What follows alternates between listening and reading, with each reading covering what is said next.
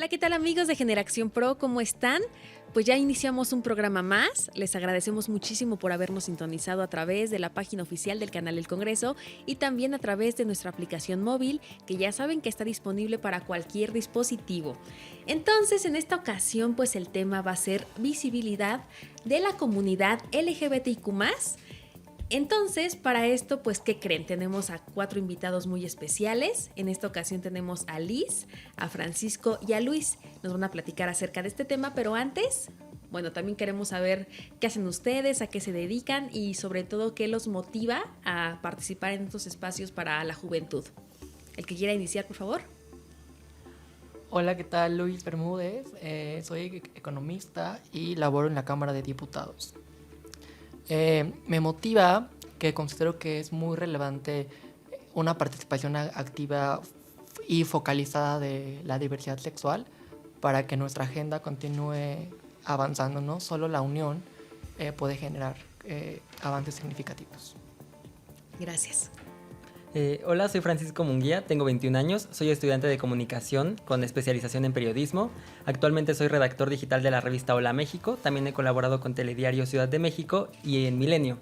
Y lo que me motiva es, lo digo a sabiendas de que yo soy un hombre cisgénero gay, que todas las políticas públicas y que toda la lucha que se ha hecho en los últimos años va más focalizada hacia nosotros, hacia este sector, que somos dentro de la vulnerabilidad los más favorecidos, pero ¿en qué momento vamos a atender a las personas trans, a las personas no binarias, que también quedan relegadas en la lucha? Entonces esta tiene que ser una lucha pareja, equitativa, y hasta que todas las personas consigamos todos los derechos. Gracias. Hola, mi nombre es Lizeth García, tengo 31 años, soy analista de procesos de participación ciudadana y estudié negocios internacionales. Me parece que debemos de tomar estos espacios porque es importante visibilizar y en nosotros recae la responsabilidad de que somos portavoces de miles de personas que están allá afuera y no cuentan con las oportunidades que nosotros tenemos, y es el momento de tomar las que nosotros estamos teniendo actualmente para representarlas a todas, a todos y a todes. Claro, ustedes que tienen el espacio, la oportunidad de participar en este día, pues qué mejor que hacerlo por aquellos que no pueden y sobre todo hasta que la dignidad se haga costumbre, ¿no? Uh-huh. Vamos a iniciar ya con este tema, entonces quédense para la siguiente sección, chicos. Round democrático. Round democrático. Round democrático. Round democrático. Pues yo creo que todos hemos escuchado acerca de la comunidad, ¿no? LGBTIQ+. Hemos escuchado mucha información de qué son los gays, qué son las lesbianas, todas las letras que conforman este abecedario, ¿verdad? Pero también hay muchos términos que luego no conocemos o que luego no nos identificamos, y por eso también se siente la gente ajena a poder pues garantizar esos derechos o a reconocer como derechos, porque justamente es algo que les parece como novedoso, ¿no? Ahorita Francisco nos platicaba que él se identifica como hombre cisgénero, nada más como para abrir un poquito el panorama para la gente que nos escucha de Generación Pro. ¿Qué es este término de cis? Bueno, las personas cisgénero son aquellas que se identifican y que viven a partir, o sea, su género a partir del sexo de nacimiento y que están conformes con ello. En este caso, yo soy una persona con órganos, no quiero decir masculinos, porque también la masculinidad y la feminidad no están directamente ligadas con el sexo, pero que... es que no sé cómo plasmarlo, pero a grandes rasgos es eso, esas personas que llevan su vida a partir de y que adoptan y que aceptan, asimilan y viven con el género construido a partir del sexo del nacimiento. Ok, y cuando es en el caso contrario, por ejemplo, las personas trans, a ellos no se les dice que son cisgénero, a ellos se les dice ¿qué término? Personas trans. Personas trans. Ah, ok, entonces personas trans son los que no se sienten identificados y cis es cuando sí. Uh-huh. Ok. Para tener un poquito el panorama. Ok, obviamente esto es con el objetivo de que haya más visibilidad, que es parte del nombre incluso de este programa, en esta ocasión de esta emisión.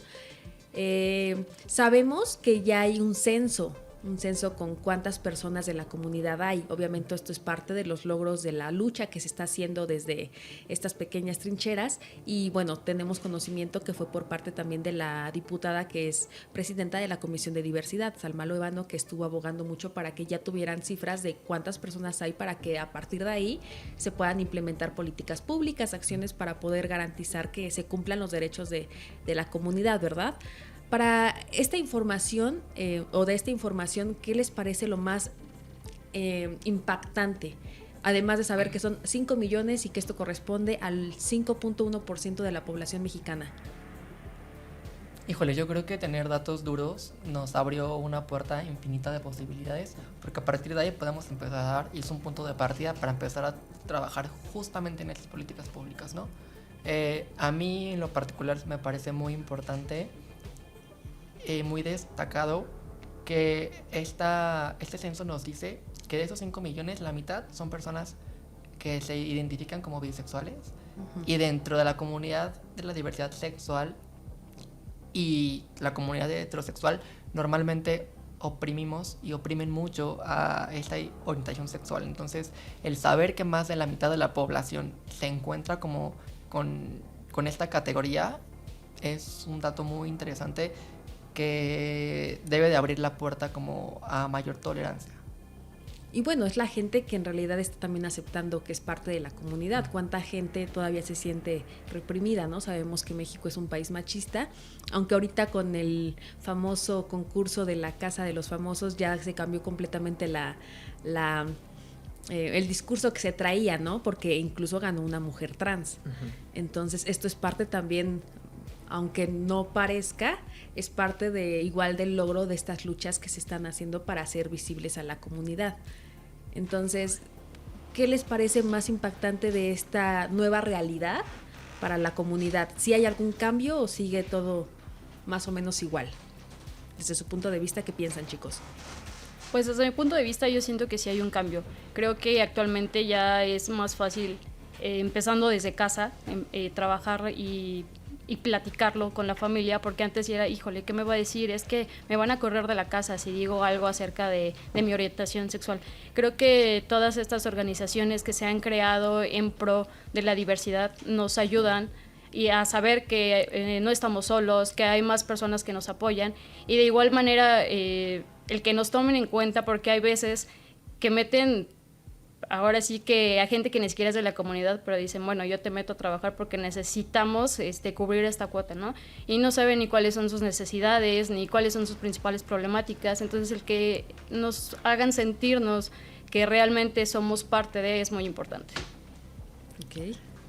Sí, o sea, la base de datos y el hecho de tener datos cuantitativos permite justamente ya empezar a poner más sobre la mesa la plática, porque si bien antes se sabía de las necesidades y las propias personas de la diversidad sexogenérica levantaban la voz, no había un respaldo cuantitativo que dijera, con el que el Congreso dijera, ok, sí, o sea, la población no es una minoría, como se ha dicho muchas veces, o sea, es una población lo suficientemente nutrida que también requiere pues de simplemente todos los derechos humanos. Y regresando un poquito al tema de Wendy, de la Casa de los Famosos, si bien yo creo que evidentemente falta mucho, particularmente para las personas trans, para que logren tener acceso a todos los derechos humanos, sí ayuda a insertar la plática. Porque antes en términos comunicativos era cómo puedo yo siquiera explicarle a una persona quién es una persona trans, porque era muy conflictivo, no solamente el concepto, sino que lo comprendieran. Pero ahora que lo vieron en persona y que se enamoraron de Wendy por quién es, pueden asumir mucho más fácil y entender y comprender. Wendy es una persona trans, pero por ser persona trans no es una persona que valga menos. Por ser una persona trans no es una persona que no sienta, que no llore, que no ría, que no entretenga, que... O sea, al final de cuentas es una persona trans y eso permite mayor visibilidad en la televisión abierta, que eso también es muy importante, pero enamoró a México por quien es y creo que podemos partir de ahí. Todos tenemos una identidad y tenemos que respetarnos entre todos. Y mientras nos reconozcamos entre todos, vamos a lograr pues un México mejor. Claro. Jen, qué bueno que llegaste. Hola. Jean. Jean, Jean, sí, perfecto. así es. pues qué bueno que nos acompañas. Estamos hablando obviamente de la visibilidad que ya tiene la comunidad y dábamos de ejemplo, bueno, este caso de Wendy Guevara, que bueno, en realidad 18 millones de votos es mucho, es un montón. Hasta incluso hay memes donde hacen burla que le gana a varios diputados de un cierto grupo parlamentario. Entonces, ¿cómo se ha hecho tan grande este fenómeno de que ya están abriendo más espacios para personas de la comunidad y sobre todo ellos se lo están ganando por quienes son?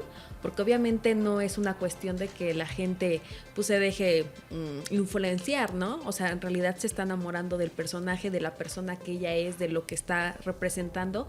Tanto es así que hasta le están dando exclusividad en un medio muy grande, ¿no? Entonces, esto también que abre, que ya haya hasta incluso una conductora, una presentadora trans en la pantalla. ¿Para ti qué representa eso?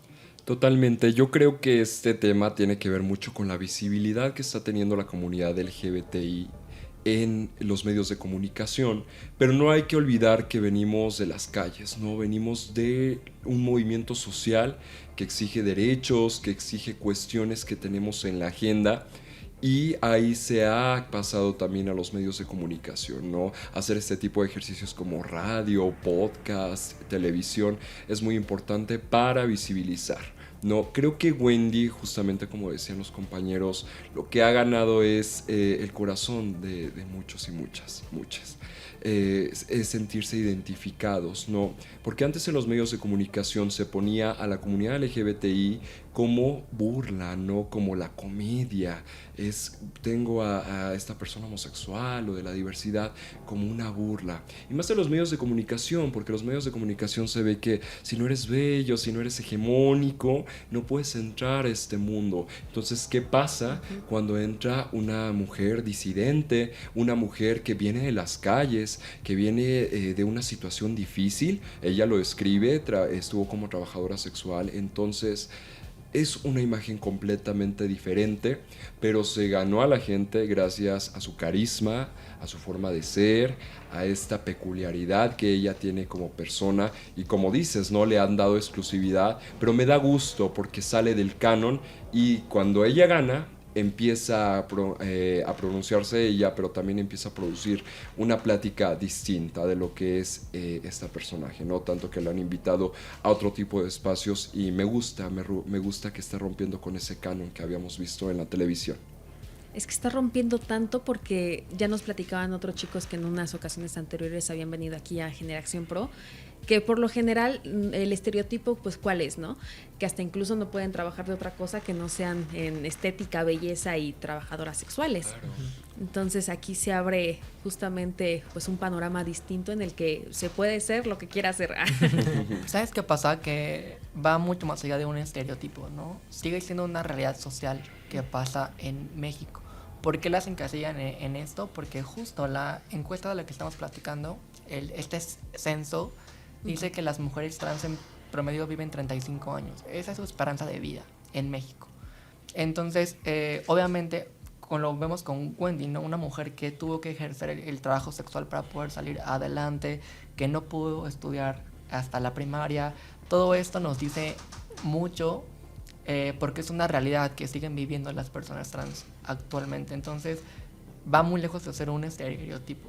Sigue pasando y justo esta visibilidad permite como permear esas brechas de desigualdad y sensibilizar a la sociedad, que justo la sensibilización crea oportunidades y entonces es un mecanismo que cierra brechas y a partir de ahí pues podemos empezar a crear muchas cosas para la comunidad trans, que dentro de la población LGBT es la que vive más oprimida.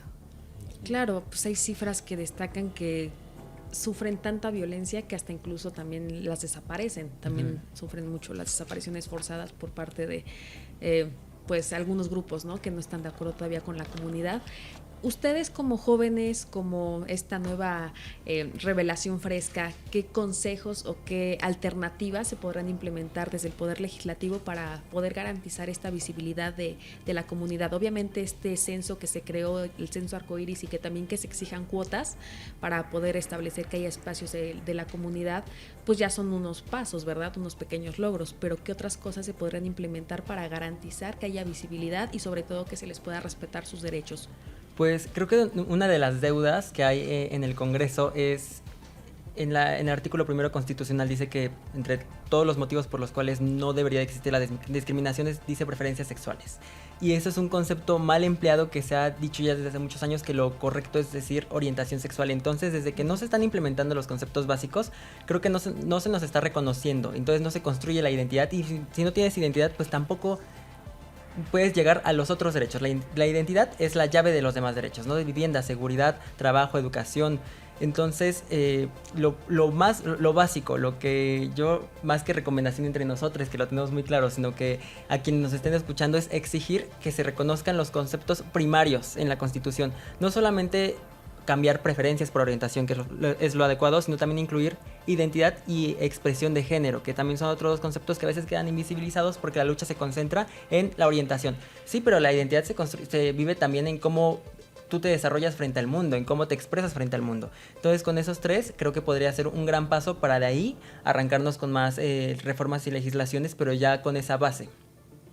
Eso es muy, muy interesante y muy acertado, porque todavía llegas a platicar con la gente en la calle y justamente es lo que piensan, ¿no? Es una preferencia, es algo que tú escoges. Y bueno, ya en realidad hay datos, hay estudios que señalan que los niños desde los 18 meses de nacidos hasta los 3 años ya tienen una identidad definida, ya saben identificar qué es hombre y mujer y ellos cómo se sienten.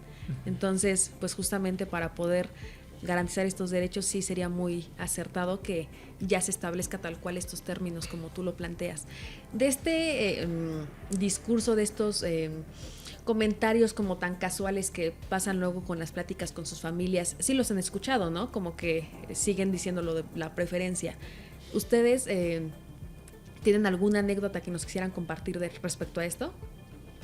Pues fíjate que pasa más esta cuestión de que en las cenas, y estoy seguro que a muchas les ha pasado, que preguntan de ¿y para cuándo la novia? No, estamos tan acostumbrados a esta cuestión binaria de hombre y mujer que sí se hacen esa pregunta de va relacionada también a la identidad de género, ¿no? Si tú te comportas de una manera masculina, quiere decir, o muchos dan por hecho, que te van a gustar las mujeres, no. Pero la diversidad existe en personas masculinas, femeninas, la identidad de género es tan diversa y tan plural, que es algo que también creo que le podríamos explicar, no a todo mundo, pero sí a nuestras personas cercanas, ¿no? Porque nosotros no tenemos la tarea de educar a la gente, no tenemos esta tarea de explicarles paso por paso. Sin embargo, sí hacer como una tarea a nuestros cercanos, decirles, ¿sabes qué? Es mi pareja. Inclusive muchos dicen que la mejor manera a veces de salir del closet es presentar a la pareja, no para que sea un 2x1, ¿no? Porque de una vez. Entonces creo que es muy importante siempre con nuestros cercanos y todo a su tiempo, no como se quiera hacer, y no hay prisa. Es algo que también quiero enviarle el mensaje a la comunidad de que no hay prisa de tomar una decisión de salir o no del closet. Todo es un momento y todo es en una edad determinada. Y creo que es el mejor consejo que se puede dar, porque no se puede tampoco forzar a decir o hacer algo que no quieres o que todavía no te sientes preparado.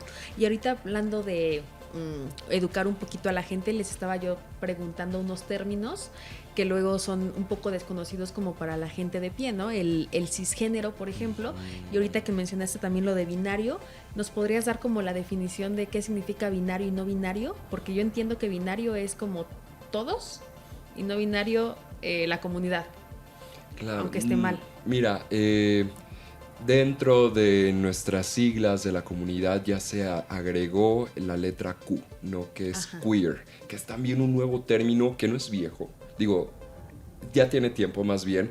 Nace del el inglés, que queer quería decir lo extraño, lo fuera de lo común, ¿sabes? Entonces la comunidad toma este término de lo queer y se hace una apropiación de un lado positivo, ¿no? Y lo queer también nos lleva a lo no binario, que va fuera de ser hombre o ser mujer.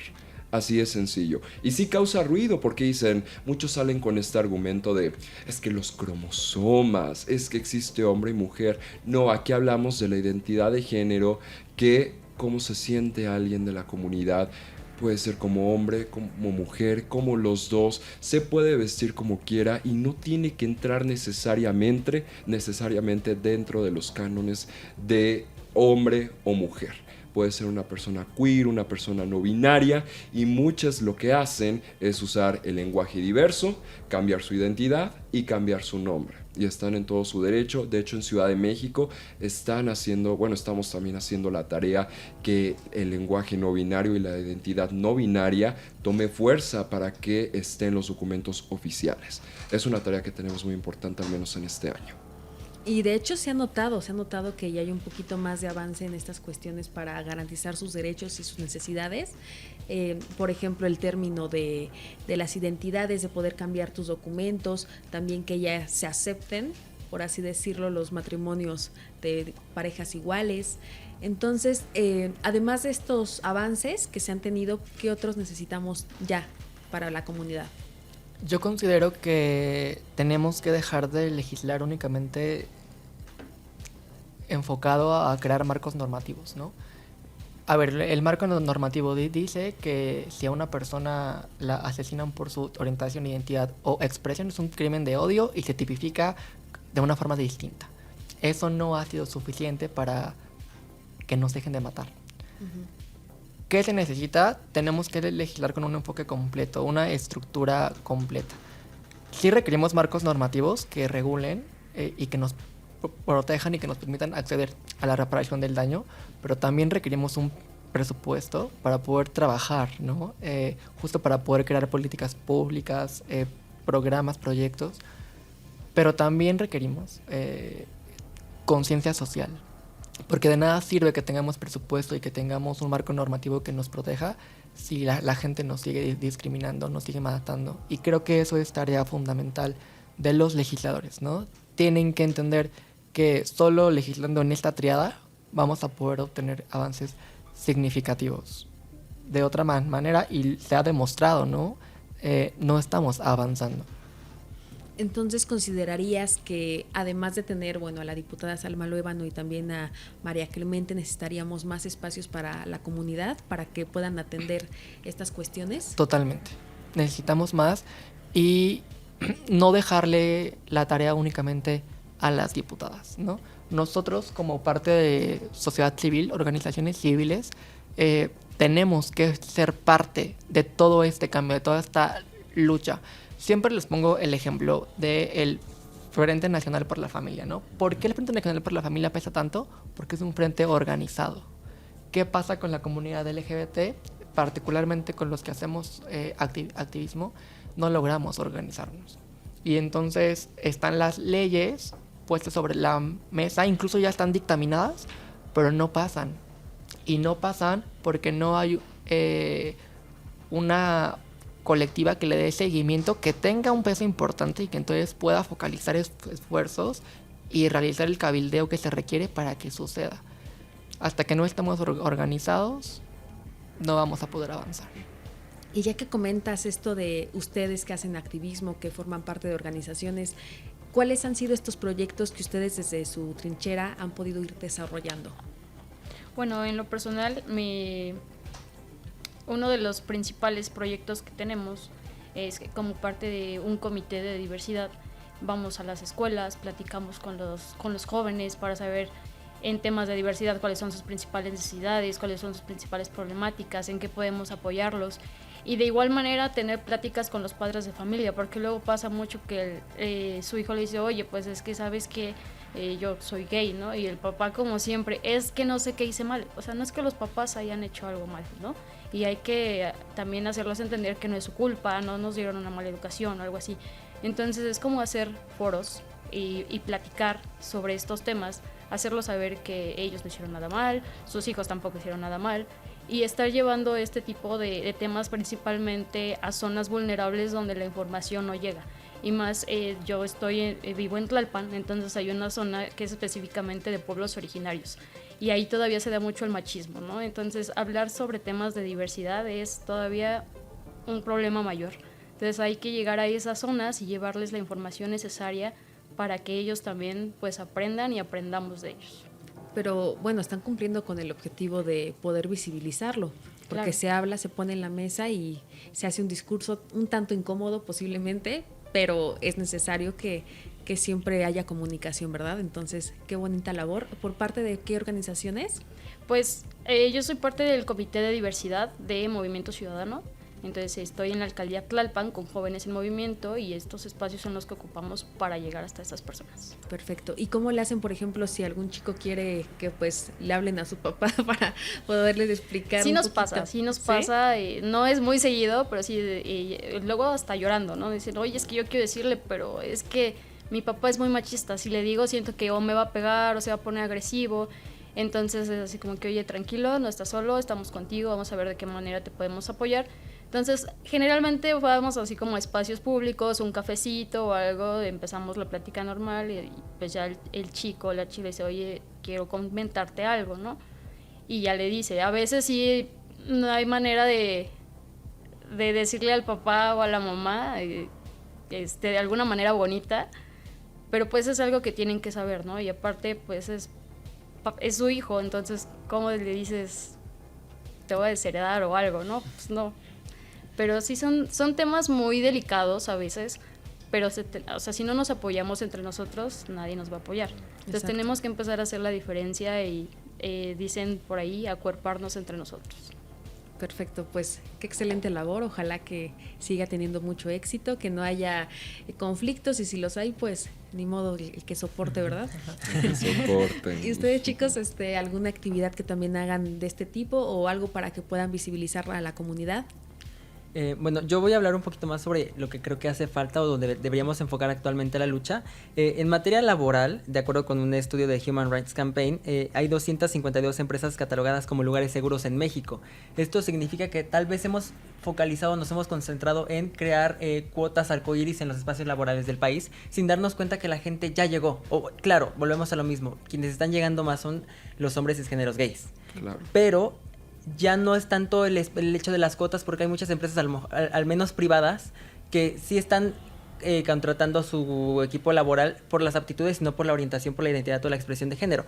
Pero lo que sí hace falta es, una vez que tú estás dentro del espacio laboral, pues poder tener la garantía de todos los derechos laborales, prestaciones, servicio de salud, etcétera, que eso sí se ve vulnerado todavía. O sea, ya llegamos al espacio laboral y la lucha sigue siendo ahí, pero ¿qué pasa para el que ya está trabajando? Para la persona que ya está trabajando, esa está todavía desprotegida porque no hemos todavía focalizado ni volteado la mirada, porque estas 252 empresas se traducen en 1.4 millones de personas de la diversidad que están ya trabajando en espacios laborales formales y en empresas privadas.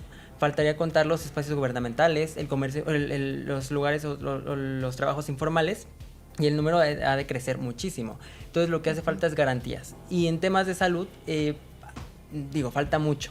Pero particularmente un tema que creo necesario es el tratamiento o las detecciones oportunas de particularmente VIH, que ha sido un tema durante años sesgado. Pero no solamente del exterior hacia nosotros, que somos parte de la comunidad o de la diversidad sexogenérica, sino entre nosotros mismos, a veces no conocemos los mecanismos. Está la Clínica Condesa, que es una clínica del gobierno de la Ciudad de México, donde se dan seguimiento, tratamiento, no solamente al VIH, sino a toda una gama de enfermedades para personas que no tienen seguridad social, que son vulneradas, pero que pueden atenderse ahí. Y para particularmente cuestiones de VIH, ahí se tienen los antirretrovirales. Pero esto es para personas que no tienen seguridad social. Pero para personas que sí la tienen y que quieren acudir al IMSS o al ISSSTE, existen los medicamentos, pero están escasos, porque estamos también intentando exigirle un sistema de salud ya rebasado. Entonces, no hemos resuelto problemáticas básicas como lo fue lo golpeado que quedó de la pandemia y queremos sumarle una responsabilidad más. No digo que no la merezcamos y que no sea necesaria ni urgente, pero también debemos de comprender el porqué del origen de la problemática. ¿Por qué no está llegando el medicamento? ¿Por qué las filas son muy largas? ¿Por qué tengo que hacer 1001 pruebas antes de tomar un antirretroviral? Eso es número uno, porque es un medicamento muy fuerte que tienes que pasar una serie de exámenes médicos para ver si eres apto, pero esos exámenes médicos es como, bueno, tu examen del riñón te lo pongo en 3 meses y el del corazón en 6 meses. No, o sea, el punto es lograr que todos tengamos acceso a los tratamientos, a la información, que podamos compartir entre nosotros mismos los mecanismos de protección, de seguridad, de salud y todas aquellas luchas que hoy en día ya están vigentes, pero que por falta de difusión, de presupuesto y de comunicación no se están aprovechando al máximo, y tampoco, si no se aprovechan, pues no pueden acrecentar, porque el gobierno o los que se encargan de las partidas presupuestales dicen, no, pues nada más vienen 5 personas al año, ¿para qué te doy más presupuesto? No, es que no vienen porque no saben, pero no porque no se necesite ni porque no se requiera. Exacto, porque no les dan ni siquiera la información de que si tú estás con esta enfermedad o que necesitas atención para este tema, ve. No o sabe. Incluso también hay un medicamento, hay dos, los antirretrovirales se dividen entre PEP y PrEP. El PEP es para personas que ya viven con la infección, bueno, y es que existen muchos riesgos, ¿no? O sea, dicen, no, el PrEP es el que... El PrEP antes. Entonces, sí, el PEP es cuando ya vives con la infección. Mucha gente ni siquiera, también hay que diferenciar, mucha gente dice, te contagiaste. No es contagio, es infección. O sea, no es usar los términos.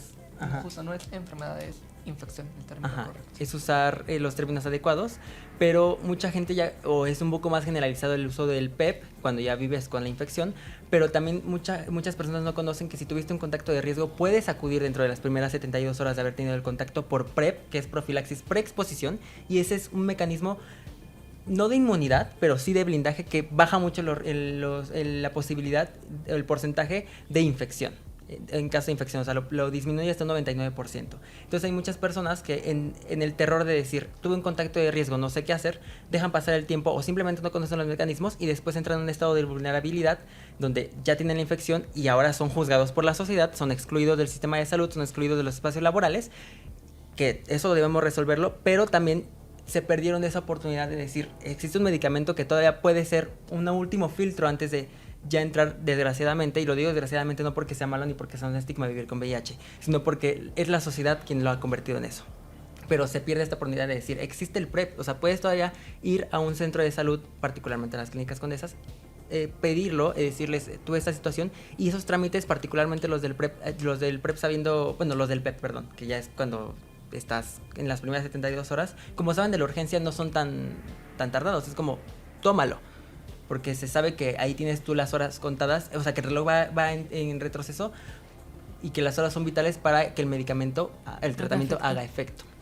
Oye, qué interesante, yo no tenía noción de esa pues ventaja de poder combatir este virus que siempre se ha vuelto un tema tabú, siempre ha sido algo que si tú hablas de VIH, SIDA es como que ni lo digas, ni lo menciones. Entonces, qué bueno saber que en la clínica Condesa, bueno, ahí te puedes atender y te dan esa urgencia para que justamente te haga efecto el medicamento. Es muy, muy valiosa esta información. Ojalá que cualquiera que lo necesite ahorita con tu intervención le quede claro, porque sí es algo que vale muchísimo la pena difundir. Entonces, pues ojalá que también las otras acciones que también comentabas para respecto al trabajo, porque sí no hay muchas garantías de que podamos tener condiciones adecuadas en ningún sector en realidad, pero todavía más de la comunidad, la discriminación está a todo lo que da. Y por el estigma justamente, porque las personas no saben que la infección por VIH es totalmente controlable con una adherencia correcta al tratamiento y puedes llegar a ser de una forma muy sencilla, creo que son 3 meses como apegados a tu tratamiento de manera correcta, te vuelves indetectable. Eso quiere decir que la cantidad de virus, ¿no?, en la sangre es muy pequeña y no puedes ni siquiera transmitirla mediante contacto sexual. Es más, puedes tener hijos y tus hijos no van a nacer con VIH, ¿no?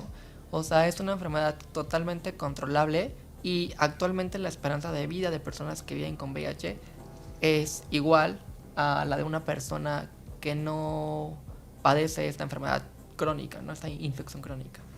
Y eso es importante que la gente lo sepa para reducir este estigma. Sí, muchas veces en la sociedad se utiliza este término para insultar relacionado al SIDA, ¿no? Y el SIDA ya es una fase terminal. Primero es el VIH y posteriormente es el SIDA.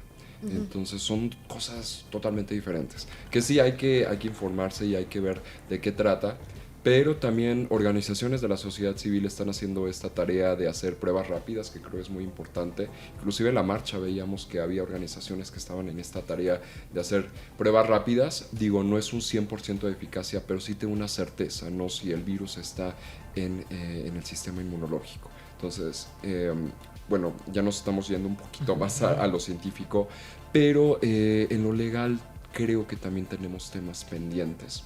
Y Luis me dará la razón, ECOSIG es un tema básico que se ha estado luchando, pasó del Senado, ahorita está en Cámara de Diputados y está frenado, ¿no? Es algo que tenemos frenado y que tenemos pendiente porque, vaya, si bien ni siquiera tenemos el 10% de la representación de diversidad sexual en el Congreso, pues nos hace falta, para eso nos hace falta más gente de la diversidad para que impulsen esos temas. Si en el Senado costó trabajo que se impulsara, pues ahora en Cámara de Diputados sabemos que cuesta más trabajo. Entonces tenemos pendiente eso. En el 2021 se puso lo de las cuotas diversas. El Tribunal Electoral en estas elecciones de los congresos dice: quieren cuotas diversas, se las vamos a dar, pero ¿qué creen? Van a ser nada más en estas elecciones. Entonces ahí hablamos también de elevar a rango constitucional para que las cuotas diversas den un porcentaje mínimo para las personas de la diversidad sexual. Digo, no tenemos ni el 10%. ¿No? Entonces nos hace falta eso para impulsar y que por ley ya los partidos políticos no tengan opción, ¿no? Y sepan que las personas de la diversidad también tenemos que hablar de temas de economía, de trabajo, de inclusión social. O sea, tenemos una gama de capacidades y de temas de la mesa que no nada más es diversidad. También el legislador o la legislador diverso tiene una gama de temas que se pueden ampliar, pero muchos no ven eso, ¿no? Y por último, lo que hemos hecho como organización civil ha sido reconocer a las juventudes diversas que han hecho activismo por años. Existe esto que se llama el Premio Estatal de la Juventud. Se ha hecho, como dice el nombre, por estados, pero como organización lo que quisimos es ahora elevarlo a nivel nacional. No, lo hemos logrado en varios estados, pero nuestra lucha ha sido que sea a nivel nacional. También se presentó en Cámara de Senadores y ahí estábamos impulsándolo. No lo posponían, nos decían: chicos, ya la próxima sesión. Se atravesó lo del INAI, pero bueno, se aprobó en Cámara de Senadores y ahorita también lo tenemos frenado en Cámara de Diputados. Entonces, por supuesto que como comunidad también tenemos temas pendientes. Y no nada más salimos a la marcha a hacer una fiesta, ¿no? Como muchos piensan. No, tenemos esta gama de temas que le decimos a nuestros representantes populares que hablen de estos temas, que los metan en su agenda pública. Es justamente lo que estamos demandando y ahorita que pues, se vienen elecciones queremos más personas de la diversidad que realmente representen nuestros intereses, porque luego llega esto del pinkwashing, que es un término utilizado para que los partidos políticos simulan meter a personas de la diversidad y realmente no lo hacen. Entonces realmente queremos personas que nos representen y sepan de lo que están promoviendo y a quién están apoyando. Pues estuvo muy interesante esta plática. Desafortunadamente el tiempo ya se nos está acabando, pero sí necesitamos representantes que realmente representen al pueblo, a quien vota por ellos, a quienes los ponen. Obviamente por parte de las cuotas muchas veces son pues diputados plurinominales, por ejemplo, ¿verdad? Pero bueno, que al menos estén conscientes que necesitamos que realmente representen a la población y sobre todo que se atiendan estos temas que hasta incluso se quedan ahí en el limbo un rato, ¿no? El ECOSIG, nada más para quitarme la curiosidad, ¿en qué consiste, perdón? Sí, son las siglas de esfuerzos para corregir el comportamiento de las personas de la diversidad. Son estas mal llamadas terapias de conversión, que justamente decimos son mal llamadas porque no hay nada que corregir. ¿Qué es lo que hacen rápidamente?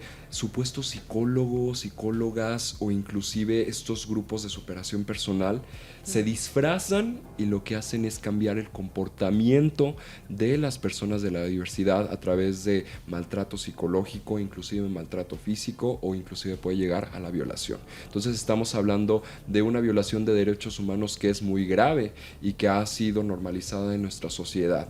Lo que queremos es legalizarlo para que cualquiera que cometa este tipo de acciones vaya a la cárcel o al menos sea penado por un buen tiempo. Ok, pues ahí seguiremos pendientes a ver pues cuál es el siguiente paso, ¿no? Ojalá que se aprueben diputados, que es al parecer donde ahí está como varado. Porque bueno, la intención obviamente de este programa, de estos espacios, es poder poner estos temas en la mesa y hacer esta visibilidad un poquito más notoria, ¿verdad? Les dejamos de tarea más bien a ustedes que están en casa, que nos escuchan, pues ser un poquito más sensibles, más empáticos y sobre todo pues no perderse la retransmisión del programa porque está muy interesante. Vamos a ir brevemente a una pausa, pero enseguida regresamos aquí en Generación Pro. Pues ya estamos regresando aquí en Generación Pro, el programa juvenil de Radio Congreso. Y bueno, el tema que se habló, por si se lo perdieron, es visibilidad de la comunidad LGBTQ+. Pero ahorita en esta sección vamos a hablar acerca de alguna iniciativa o si no, pues alguna sugerencia que tengan nuestros invitados para los legisladores, ¿verdad? Para que hagan una chamba muy, muy acorde a su labor. Entonces, pues ¿quién inicia con alguna iniciativa, alguna sugerencia, propuesta o recomendación? Lo que quieran, es una u otra. A ver, escoger una es difícil porque estamos hablando de un tema social, pero yo pondría en la mesa empezar a hablar de la documentación. Para una persona de la diversidad que tenga una documentación que vaya de acorde a su identidad de género es muy importante.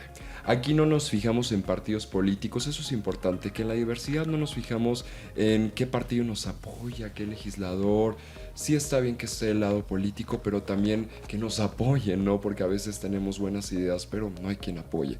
Entonces, que los documentos se establezcan las identidades no binarias, lo relacionado a lo queer, que el cambio de nombre sea algo más rápido, porque luego se vuelve un trámite tan engorroso que si vamos a las cifras, las personas que quieren cambiar su nombre pues dejan el trámite porque dicen no pude, ¿no?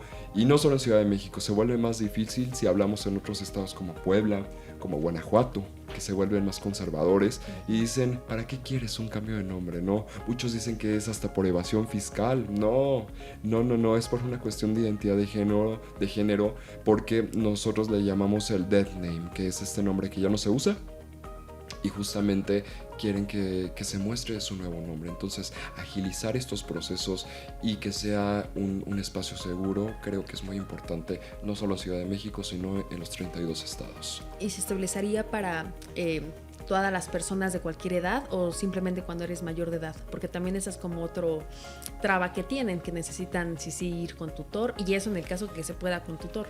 Claro, pues si tienen el apoyo del tutor sería lo ideal, pero justamente a veces para obtener el apoyo de ese tutor es otra tarea que hay que hacer, no ya más individual, pero es otra tarea.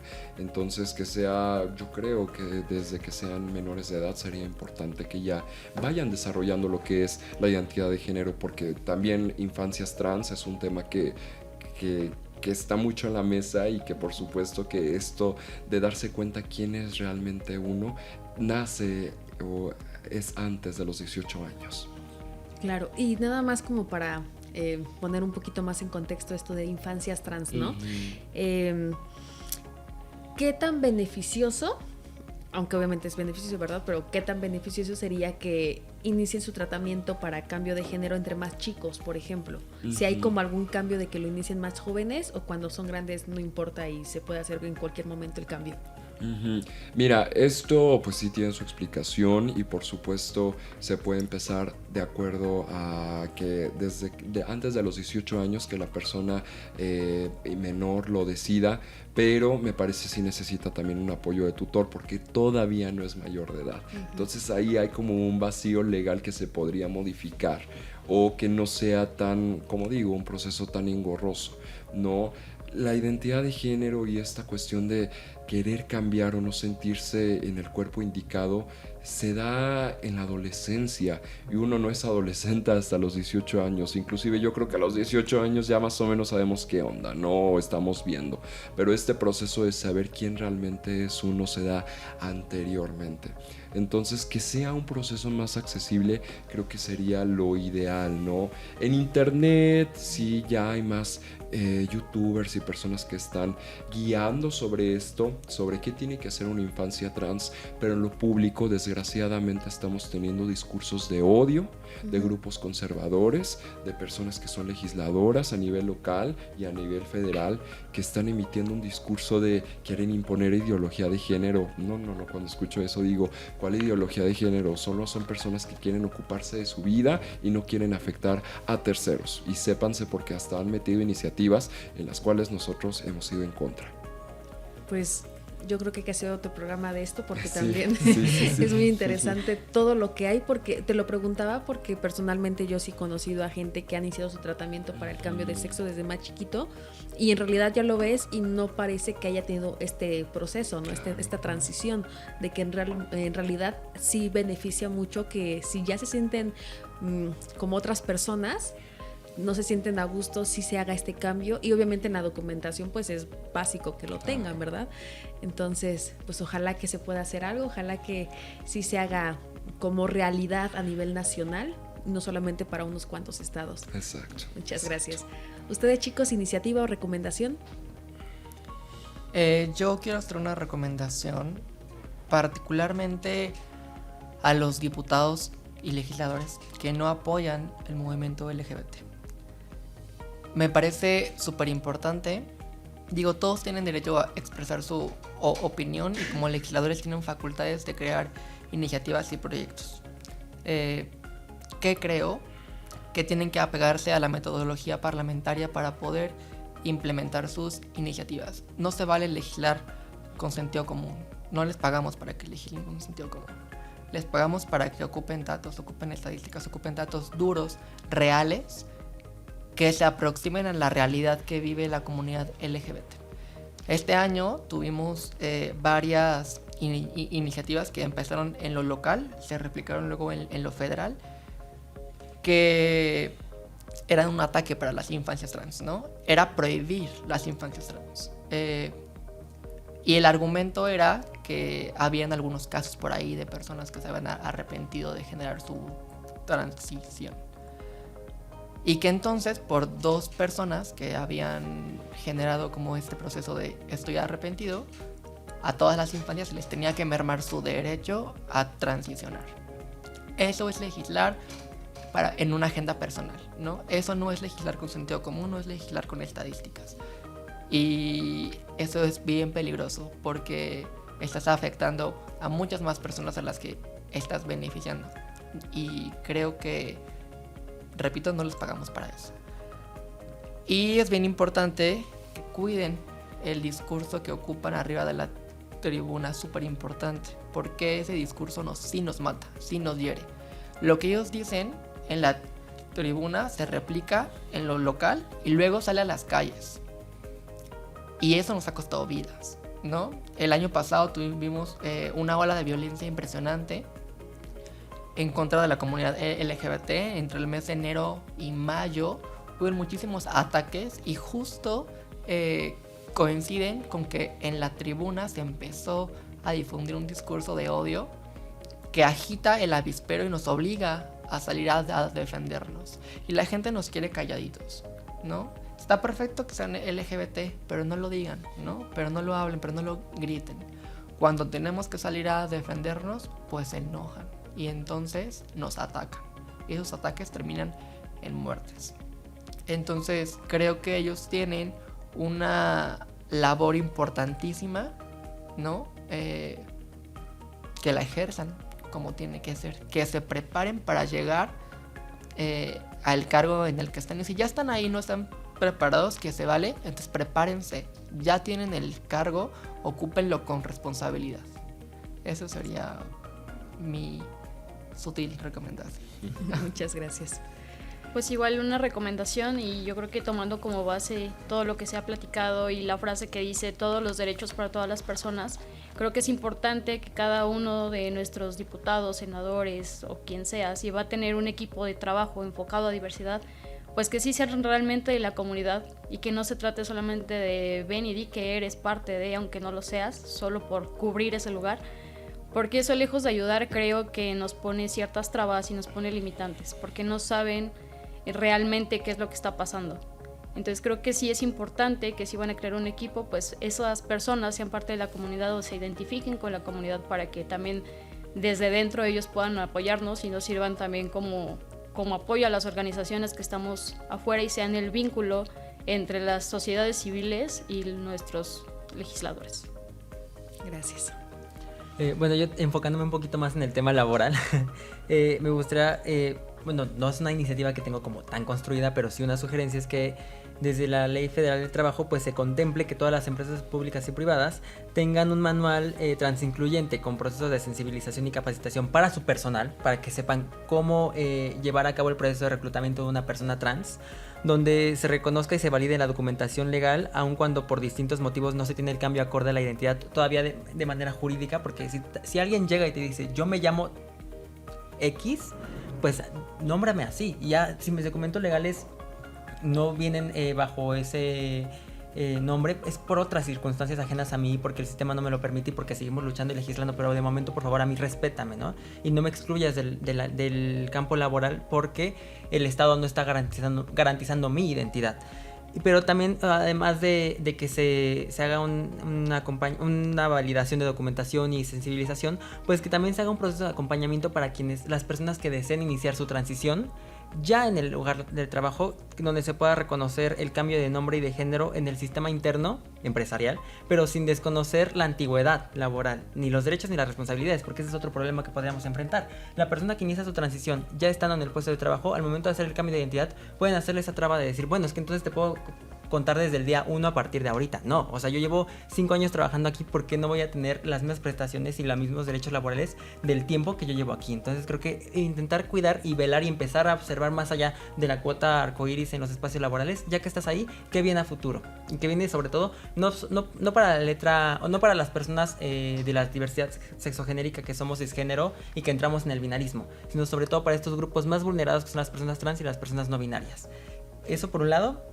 Y en el tema político-electoral, si bien la Suprema Corte frenó ya el Plan B y la reforma electoral que en su momento se intentó imponer, mucha gente la celebró, pero mucha gente lo celebró porque se fijaron más y se focalizaron particularmente en el tema presupuestal, porque le querían recortar el presupuesto al INE. Y está bien, pero nadie o muchos pasaron por alto el hecho de que también, aunque en el momento en que se querían llevar a rango constitucional las acciones afirmativas, se nos quería meter a todos en un paquete, a las mujeres, a las personas afromexicanas, a las personas de comunidades indígenas, a la de la diversidad sexual y a las personas con discapacidad, y era como no, o sea, cada grupo debe tener su espacio. Entonces, si bien ya se frenó, me gustaría recomendar que no se les vuelva a ocurrir querer meternos en un paquete, querer intentar y decir estamos trabajando en favor de México, vamos a elevar a rango constitucional las acciones afirmativas, porque lo único que estaban pretendiendo era reducirlas y dejarle la libertad a los partidos políticos de, en este cóctel de 5 grupos vulnerados históricamente, tú nada más te voy a dar 3 espacios y ya tú decides si son 3 mujeres, si son 2 personas de la comunidad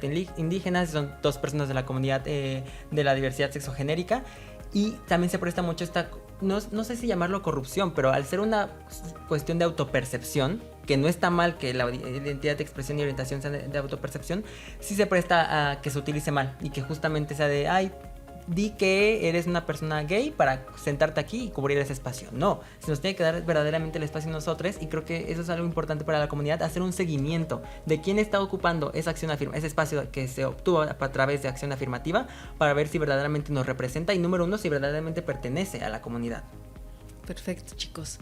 Pues ya nos quedaron, creo que muy claras estas acciones que se deberían de hacer para garantizar pues los derechos de la comunidad en este punto de vista, pues respecto a lo laboral, también obviamente para garantizar nuestra identidad en los papeles, y también estas recomendaciones, estos consejos para que los legisladores pues tomen en cuenta qué palabras dice, porque tienen una gran responsabilidad social. Entonces no deberían de dar discursos de odio o de discriminación ante la tribuna, más que nada porque son el ejemplo y realmente esto afecta a la población en general.